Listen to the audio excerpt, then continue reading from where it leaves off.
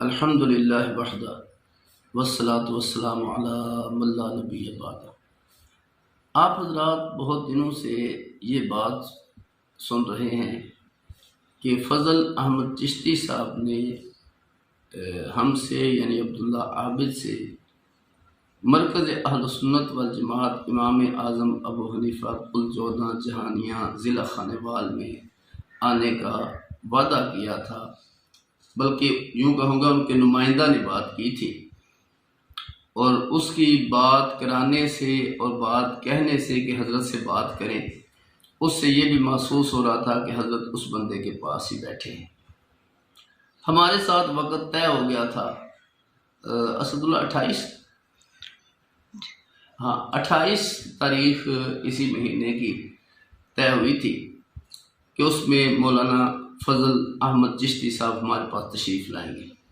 اس پر ہمارے علماء کرام بھی تشریف لائے اور ہم نے وہاں پہ ان کا انتظار کیا۔ 10 بجے کا ٹائم طے تھا، لیکن مولانا فضل احمد چشتی تشریف نہیں لائے۔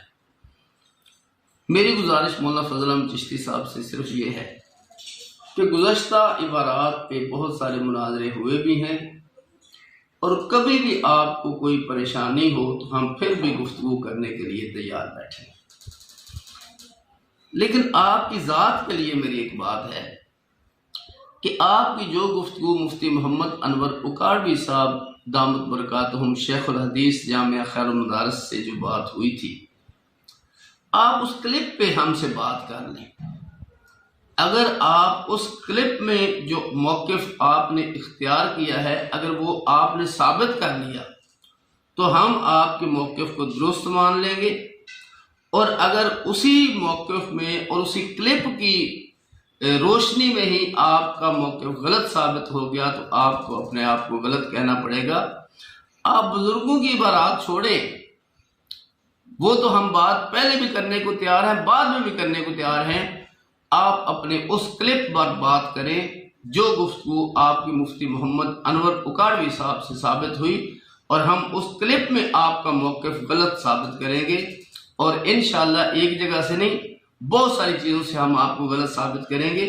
اس لیے اپنے نمائندگان کو ایک تو بولنے کی تمیز بھی سکھا دیں، اور دوسری بات یہ ہے کہ ان کی ہم سے گفتگو نہ کرایا کریں، آپ خود براہ راست ہم سے گفتگو کریں، ہم عزت و احترام کے ساتھ انشاءاللہ آپ سے گفتگو کریں گے۔ تو بہرحال پھر عرض کر رہا ہوں کہ جو آپ کی گفتگو مفتی محمد انور اکاڑوی دامت برکاتہم کے ساتھ ہوئی ہے،